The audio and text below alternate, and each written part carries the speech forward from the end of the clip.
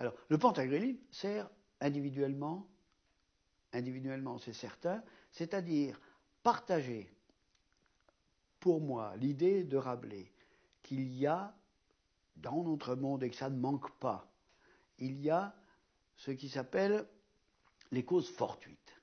Les causes fortuites, c'est que les enfants sont malades, c'est qu'on n'a pas, on voudrait avoir plus d'argent. Alors ces causes fortuites existeront toujours, et lui pose le fait que, en dépit de ça,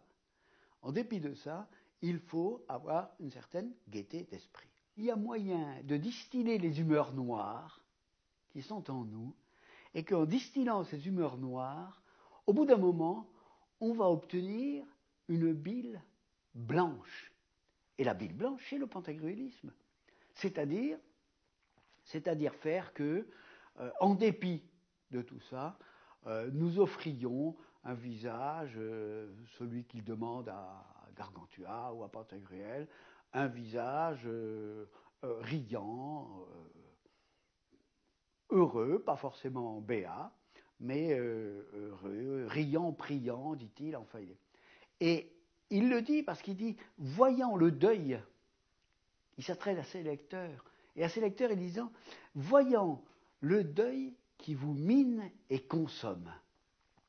Voyant le deuil, j'ai décidé d'écrire un livre plein de pantagruélisme, c'est-à-dire un livre qui va vous donner l'occasion précisément, alors bien sûr de rire, mais c'est-à-dire, là aussi il faut pas simplement dire de rire, il faut savoir ce qu'est le rire pour Rabelais. Le rire c'est quelque chose, il est médecin, et il sait que le rire c'est quelque chose qui va faire que l'âme qui est la plus basse va communiquer avec les âmes plus hautes.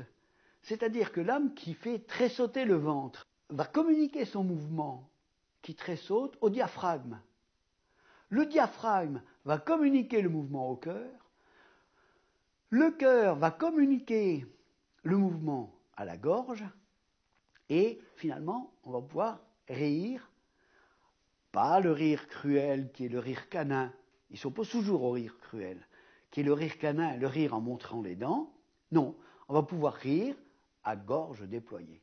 Et rire à gorge déployée, c'est pour ça que les personnages s'appellent Gargantua, la gorge, grand gosier, éventuellement même la mère de Gargantua, bas de bec.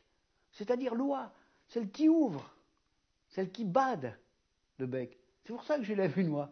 J'élève une oie parce que l'oie, c'est celle qui accepte de bader.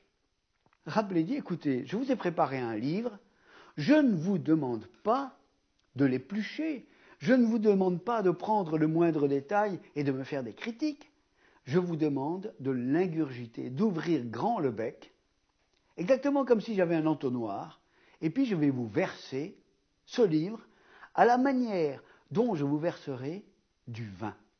Ouvrez grand la goule et buvez et ingurgitez mes œuvres et vous verrez l'effet. Mais si dès le départ, vous fermez vos oreilles, vous fermez votre bouche, vous fermez toutes vos ouvertures, eh bien, vous ne prendrez rien et il n'aura sur vous aucun effet.